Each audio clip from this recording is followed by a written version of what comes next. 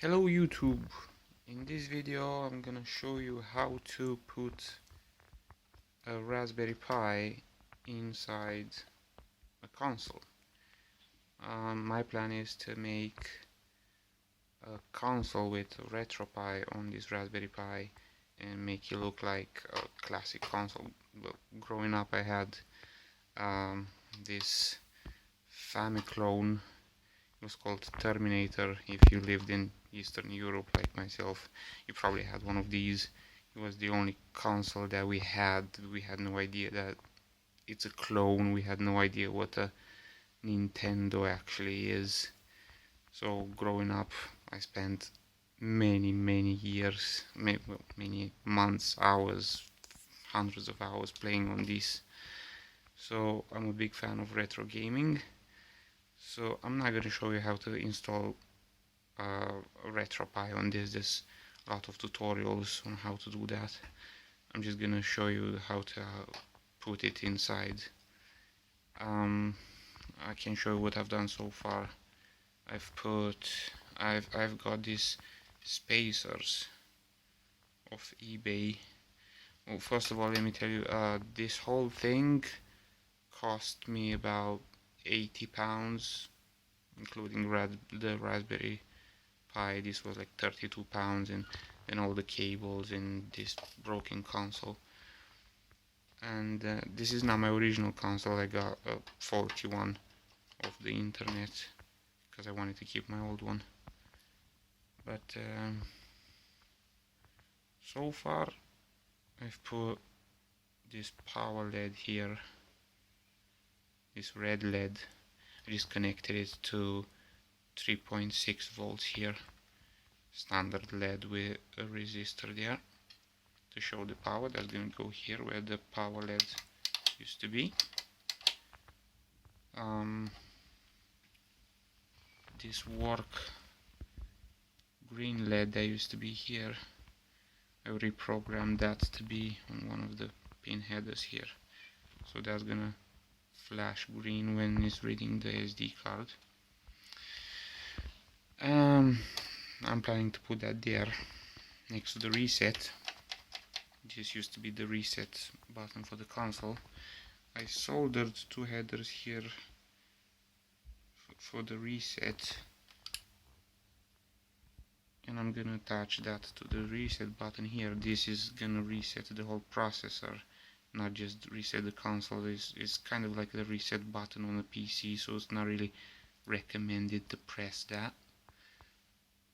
So I'm not really gonna use it, but I thought it's fun to put it there. I put these heat sinks. You don't really need the heat sinks unless you want to overclock it, but it was only like £2 for them, so I thought, if I ever want to overclock them, they're there. I'm planning to have these here on this closing thing, so if I want to overheat them, I can open this up and create a better airflow. Also, this one has a lot of holes here at the bottom for the airflow, so that's good. Next, I'm planning to remove these old controller ports here and put USB extenders for the USB controller, so to make it look as much as a real console as I can. So put the USB for the controllers here. Then I'm gonna get rid of this because this is taking a lot of space inside, so I'm gonna get rid of that. Then I'm gonna run the power cable extender. There it is here somewhere, through the power button. So this is gonna be the on-off switch instead of just unplugging the power supply. Then I got where is it? Memory card extension. So this system is on this memory card. That's gonna go down the back here. I'm gonna cut some holes into that. I got a AV cable extension because I'm planning to put this on a composite output to put on a classic, on a CRT TV. I also have HDMI extension. It's all gonna be here down the back. What else is there?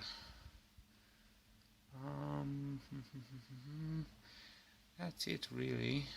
So I'm gonna install these inside the console and all those cables all around. I'm gonna make this video in stages as I go along. This is gonna take some time. I'm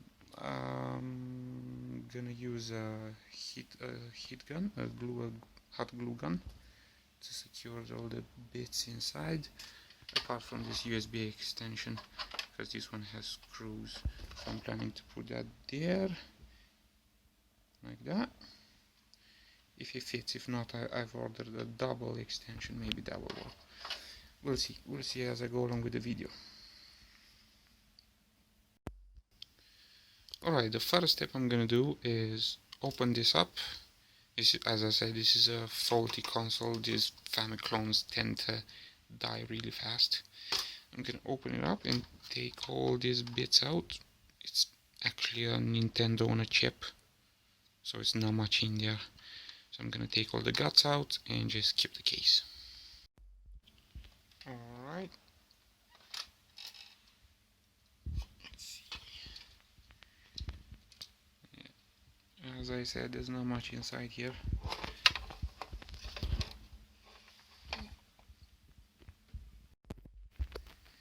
So there's all the bits out.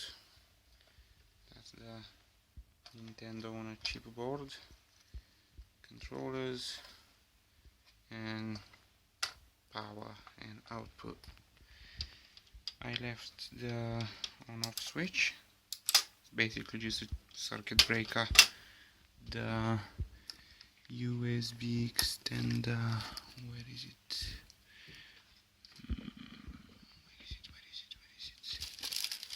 Ah, there it is.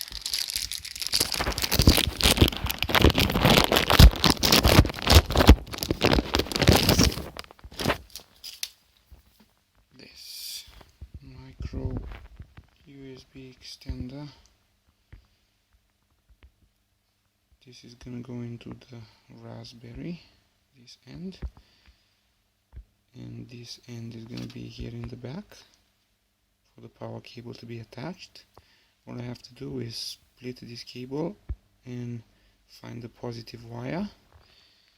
Just attach one end here and one end at the bottom for the circuit breaker. So that will cut the power to the Raspberry and shut down the device. This is also a circuit breaker, but without the stop. Just actually no, this is a circuit breaker for the reset. I'm gonna glue a bridge here for the wires. Let's see if this fits here. This USB extender. No. As you can see, the USB extender is just about the same size as the controllers used to be. The good thing is I have another order for a double board, so that will make two USB ports here, so that makes it longer, meaning the screws, one of the screws is going to be there, another one about there, so you're going to get a better grip on the plastic. This one's not that great. You can do this with any console really, console of your choice. I grew up using this, so I want it to look like this, but if you want to put this on a classic Nintendo, maybe on a Super Nintendo, on a Sega, you can do the same. This is just an example. So another thing is I have to drill some holes for these screws here to make the board, to attach the boards to the case, and get rid of this cartridge mechanism is taking a lot of space. Just keep this flow aspect and get rid of that.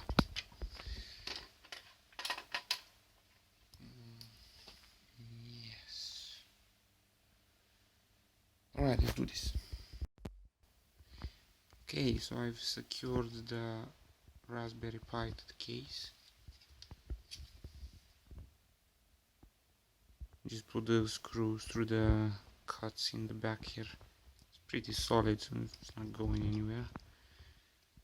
By the way, this is a Raspberry Pi 3 Model B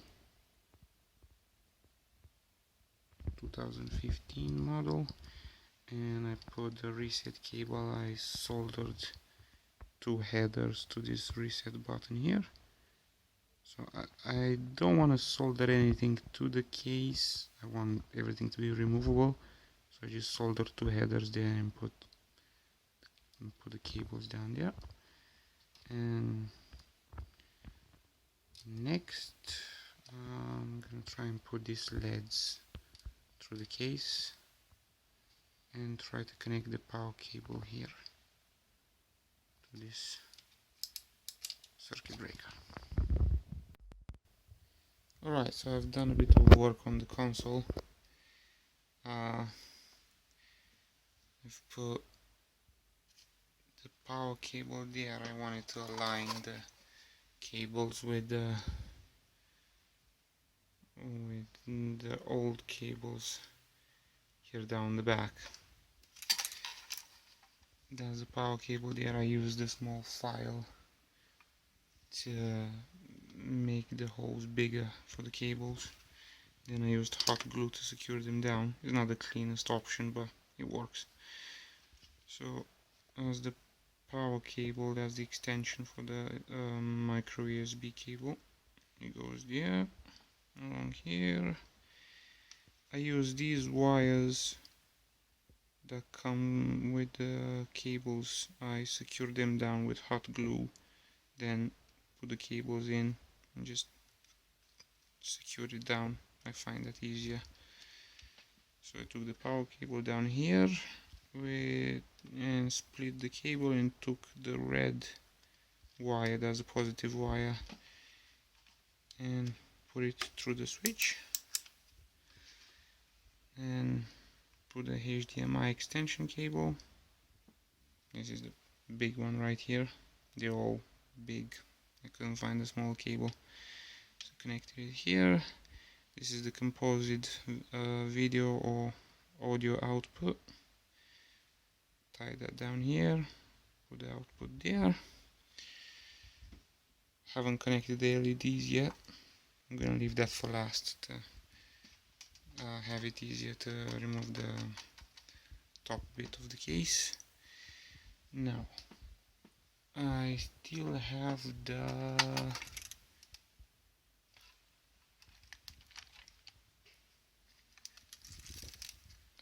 card extension. The plan was to put it there, but I don't have much space there. So I'm thinking of putting it here, so when I remove it, it's like removing a cartridge. So I thought that was pretty cool. Instead of having down the back, I'm gonna make it look like a cartridge. I'll have to check if I can put that down, because it's gonna look like that. So I hope that's not gonna be in the way. We'll see. Alright, so the plan to put the card reader here at the top did not work. There wasn't enough space there for it, so I put it there in the back. That's okay, it's fine. And I've also glued the LEDs down.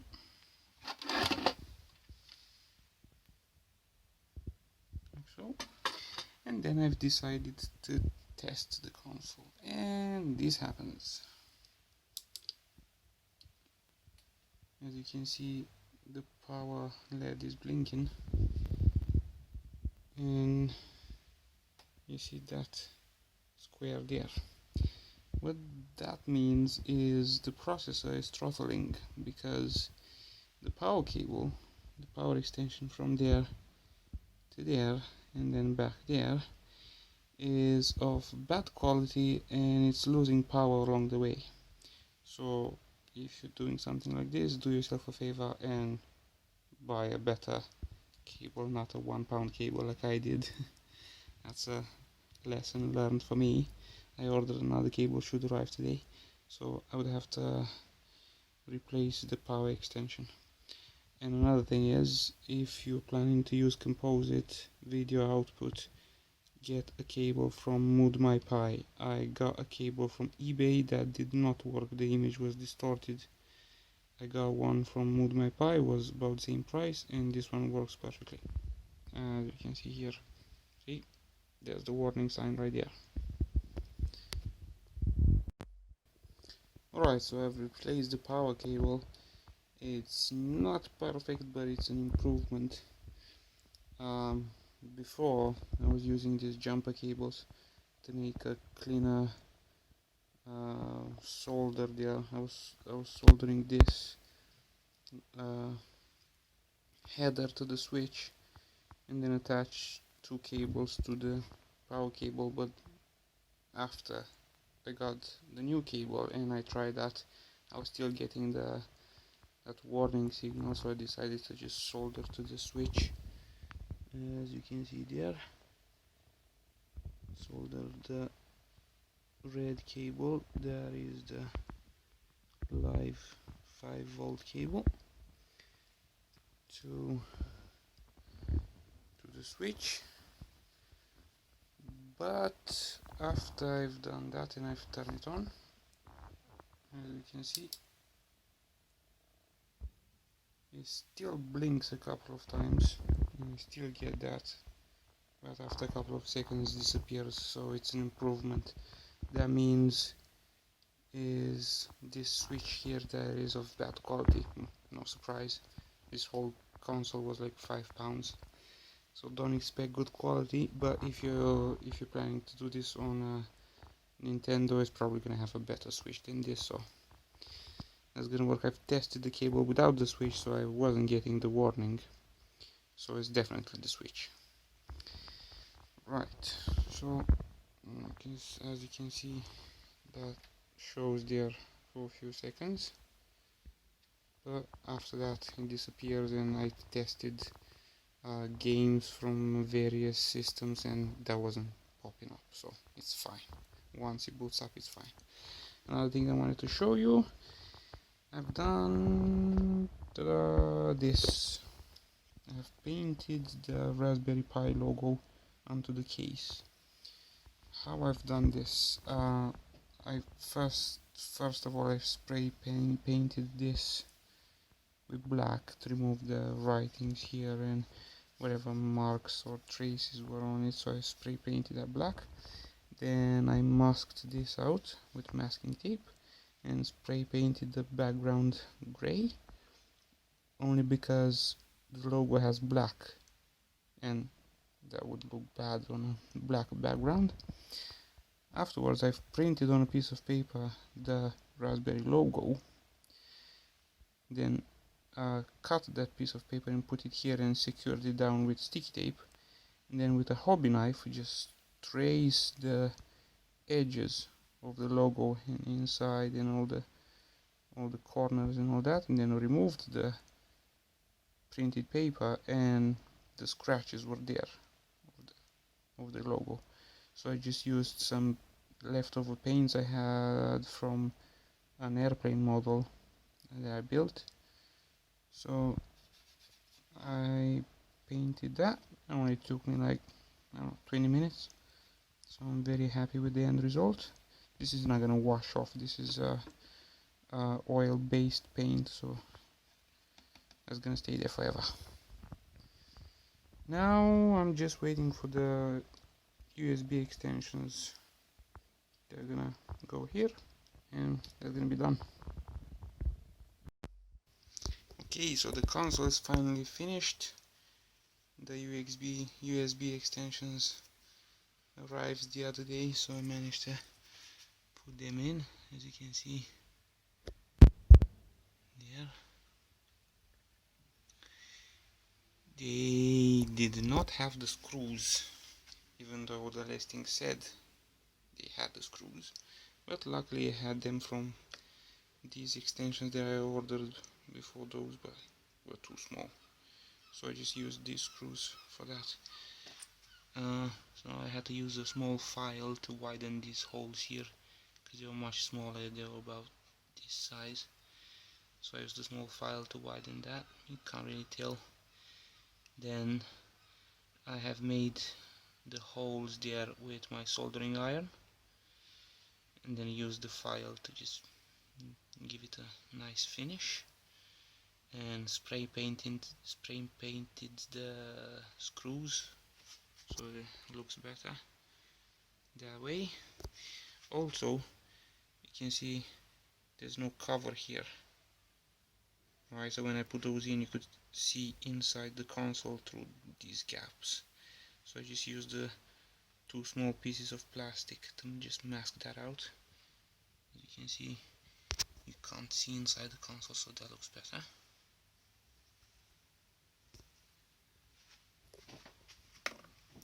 That's how it looks here in the back, and I'm not really proud of this one. As you can see here, it's not I could have done a better job there, but it's in the back, so who cares. And I've got a Buffalo controller, which is really good. I got this on auction for like £3. It's actually like £12 value if you want to buy it. And then I got a second one. This is Retro Specs. This feels much cheaper than the other one. I paid, I think it was £7 for this, but that one's much better. This is the wireless receiver for the keyboard. That's just an USB stick. So let's turn it on.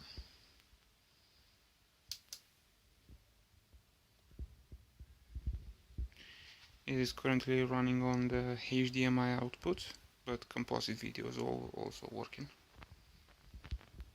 You can see the working LED here runs fine. Power LED runs fine. On-off switch runs fine. Reset switch runs fine. See the warning signal there is already gone. That's not gonna appear. That's only first time it boots. After that, it's gone, so it's fine. Alright, I've got like 4,500 games here in total for Game Boy, Game Boy Advance, Game Boy Color, Master System, Mega Drive, Classic Nintendo. There's no games there. PC Engine, nothing there.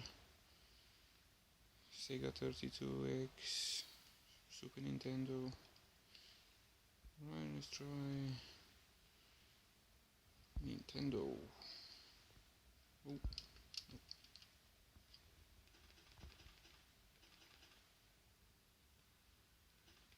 Adam's Family.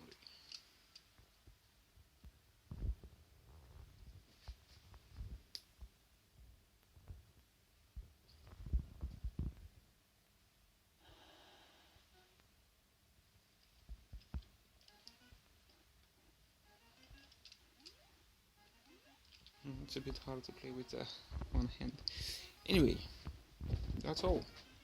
The project is done, everything's working fine. I'm really pleased with it. I'm very proud of the end product, and thank you for watching the video, and if you're planning to do something similar, good luck.